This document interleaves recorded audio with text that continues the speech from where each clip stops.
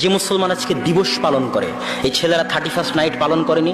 এখানে বহু ছেলে যুবক বসে আছে যারা 31st নাইট গতকাল রাত্রে পালন করেছে। না এরকম ছেলে অবশ্যই আছে, 100 বার আছে। আমি বলি এই সমস্ত ছেলেদেরকে উদাহরণ দেওয়ার পরে বলি, তারপরে আগের কথায় আবার ফিরে যাচ্ছে। একটা উদাহরণ মনোযোগ দিয়ে শোনেন। মনে করেন আপনারা পরীক্ষার হলে বসে আছেন, 3 ঘন্টার পরীক্ষা। প্রতি ঘন্টায় যে পরীক্ষার যে সুপার হলে তিনি এইভাবে টেবিলে বাড়ি দিচ্ছেন যে 1 ঘন্টা হলো, দেয় না, বেল বাজায় না?